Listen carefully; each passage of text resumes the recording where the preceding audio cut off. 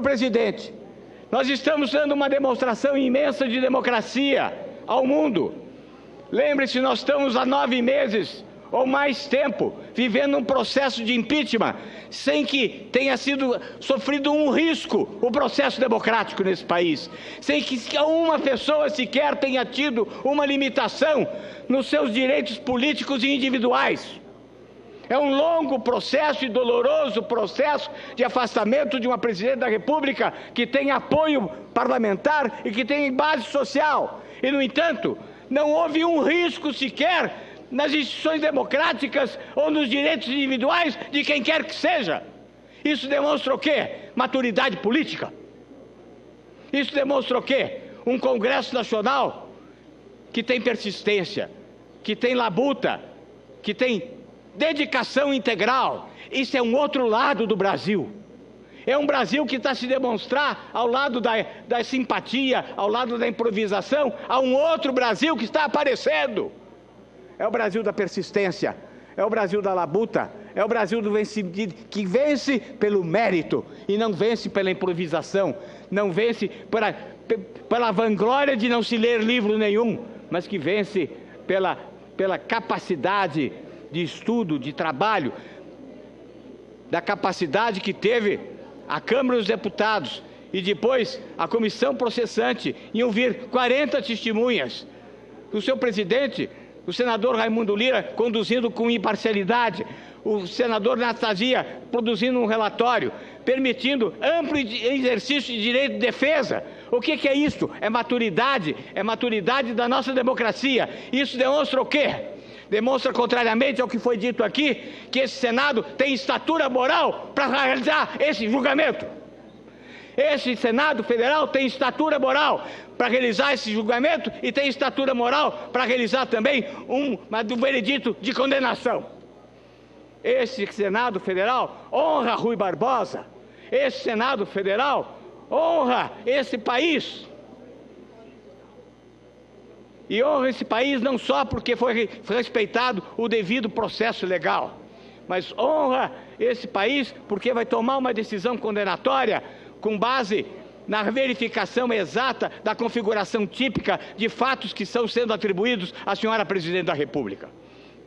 Não é apenas um formalismo e um respeito ao devido processo legal, mas é a verificação exata da ocorrência efetiva de fatos delituosos graves. São graves. Dizem, não há crime de responsabilidade. Como não há crime de responsabilidade? Há crime de responsabilidade, a autoria e a dolo. Há sim, há crime de responsabilidade, há cadáver e há mau cheiro desse cadáver. E onde está o crime de responsabilidade? O crime de responsabilidade está, inicialmente, em se ter utilizado os bancos oficiais para financiar o Tesouro. E por que se fazia o financiamento do Tesouro por via dos bancos oficiais?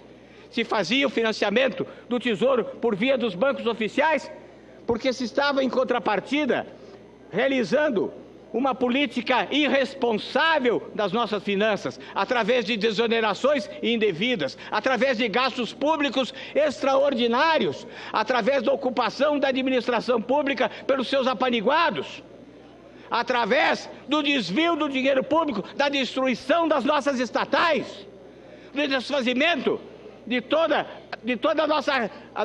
nossas estatais como a Eletrobras, e da Petrobras, então, em que o desvio do dinheiro público foi as mancheias para irrigar as contas do partido daqueles que eram os governantes.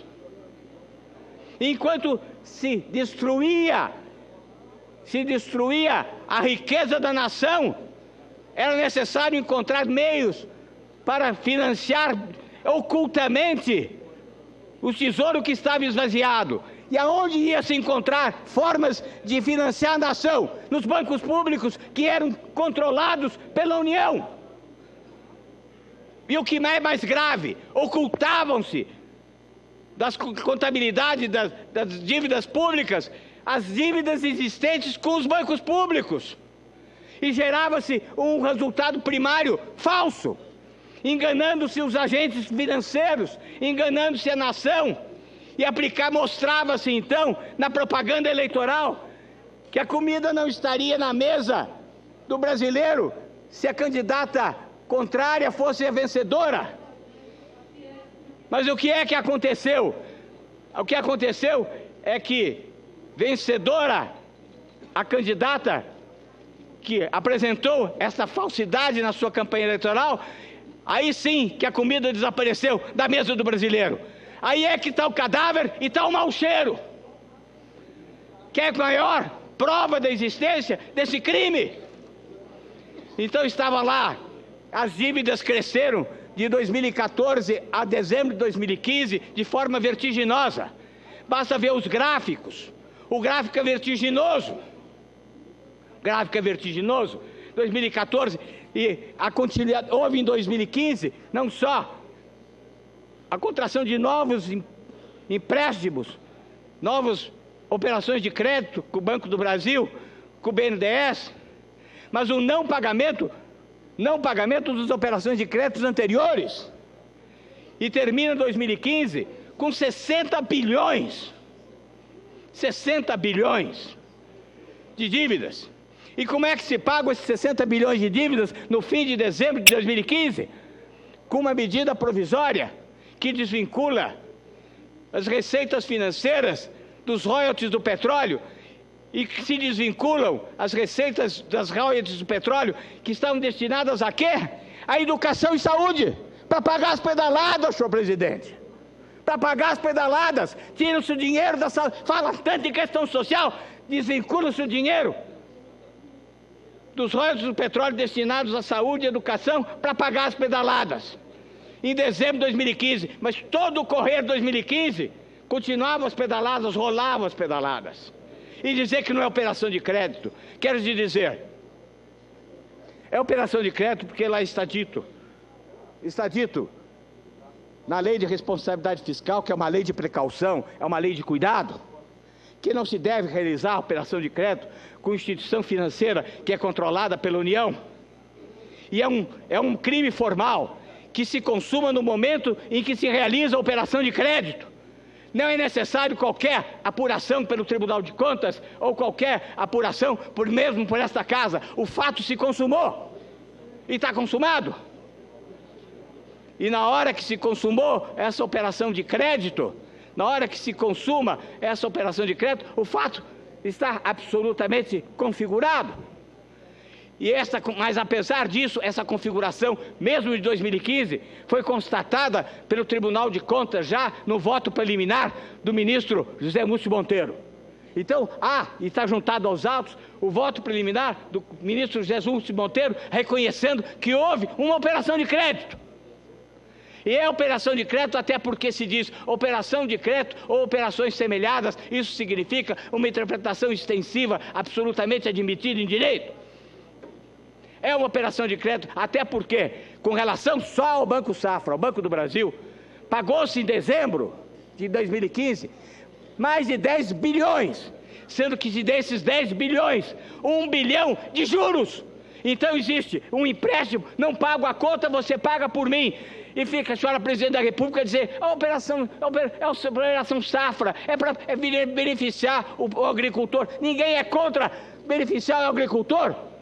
O problema não está aí, o problema não é quem está querendo que não haja o Banco do Brasil, pelo Banco do Brasil, o financiamento do agricultor. O que não se quer é que o Tesouro seja financiado pelo Banco do Brasil. O Banco do Brasil financia o agricultor e esse juro beneficiado tem que ser pago pelo Banco do Brasil. Mas o Banco do Brasil deixa rolar.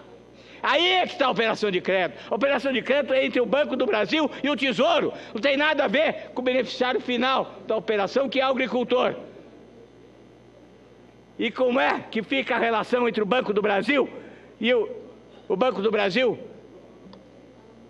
O Banco do Brasil e... Entre o Banco do Brasil e o... Pois é. Quero saber... O Banco do Brasil fica esperando que o Tesouro pague e o Tesouro não paga. E o Tesouro não vem pagando. Não vem pagando. Isso é operação de crédito. E dizer que não. Agora perguntei à senhora presidente da República, a senhora tinha encontros com o secretário do Tesouro, porque com o secretário do Tesouro anterior até 2014 é fato notório, que é ele que inventou a contabilidade criativa, doutor Arnold Augustin. Perguntei a senhora tinha relações, tinha de encontros e discussões com o senhor Santife e com o ministro da Fazenda, através de uma junta governativa? Ela não respondeu. Ela fez de conta que não ouviu a minha pergunta ontem. E não podia realmente ouvir a pergunta, porque não tem resposta. Porque tenho aqui, o próprio ministro da Fazenda reconheceu, depondo, que fazia reuniões com a senhora presidente da República. Fazia reuniões com a senhora presidente da República. E a senhora presidente da República, estão aqui várias notícias que estão juntadas aos autos, inclusive no domingo, dia 5 de maio de 2015, convocou uma reunião do ministro da Fazenda, do ministro do Planejamento e o secretário do Tesouro Santife, em 2015, dia 5 de maio, para discutir questões relativas aos bancos públicos e aos decretos. Ela seguia a par e passo o que acontecia. Exatamente a presidente da República, que tem como responsabilidade dirigir a alta gestão da administração pública brasileira. E ela demonstrou ontem que estava a par do decreto isso e decreto aquilo. Por mais que ela tenha querido se colocar como alguém que não tinha nada a ver com isso, ela demonstrou que tinha meandros e conhecimentos desses de pequenos detalhes. Imagine se não conhecia o gigantesco problema de uma dívida do Tesouro no valor de 60 bilhões. Que o Plano Safra, só o Plano Safra, se dizia a respeito a 10 bilhões. O BNDES, em 2015, que é o ano de que se refere, 20 bilhões. Agia com dolo, com conhecimento.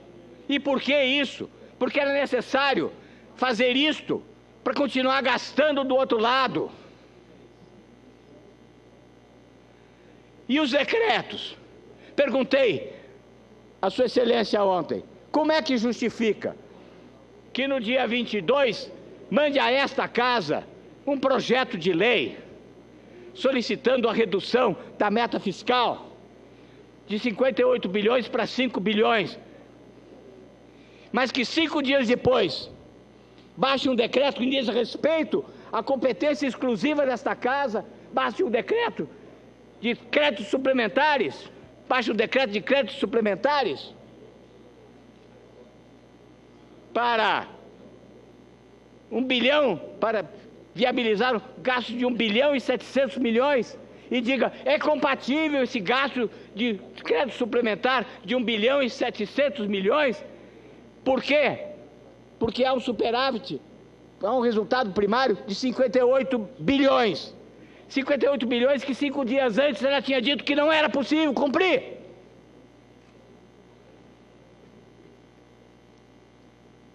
Me justifique como é que diz uma coisa hoje, 5 dias depois diz outra. Para justificar o quê? Para justificar se sobrepor a essa casa.